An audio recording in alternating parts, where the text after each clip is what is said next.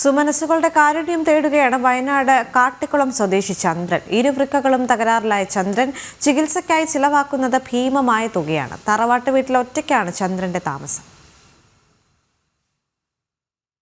ഇരുവൃക്കകളും തകരാറിലായ ചന്ദ്രന്റെ തുടർ ചികിത്സയ്ക്ക് 50 ലക്ഷത്തോളം രൂപയാണ് ആവശ്യം. പ്രായമായ അച്ഛനും അമ്മയും അടങ്ങുന്ന കുടുംബമാണ് ചന്ദ്രന്റേത്. പണിക്ക് പോയി കുടുംബം പോറ്റി വരുമ്പോഴാണ് വൃക്കയ്ക്ക് തകരാറുള്ളതായി അറിയുന്നത്. പിന്നീട് പണിക്ക് പോകാൻ കഴിയാതെയായി. തറവാട് വീട്ടിൽ ഇന്ന് ഒറ്റയ്ക്കാണ് ചന്ദ്രന്റെ താമസം. കുടുംബക്കാരും അയൽവക്കക്കാരും സഹായത്തിനെത്തും. ഒരു തവണ ഡയാലിസിസ് നടത്തണമെങ്കിൽ 1000 രൂപയാണ് ചെലവ്.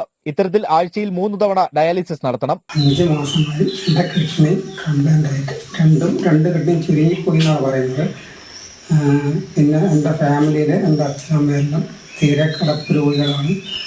അപ്പോൾ എനിക്കിങ്ങനെ സംഭവിച്ചതിക്ക് എൻ്റെ കുടുംബം എന്താ പറയുക ഒരു പട്ടിണീൻ്റെ വക്കത്താണ്. അപ്പോൾ എൻ്റെ ദീർഘകാല ചികിത്സയ്ക്ക് വേണ്ടി പരമാവധി നല്ലവരായ ആൾക്കാരെ സഹായിച്ച് എന്നെ ഒന്ന് രക്ഷപ്പെടുത്തണമെന്ന് ഞാൻ വിനീതമായി അപേക്ഷിക്കുന്നു.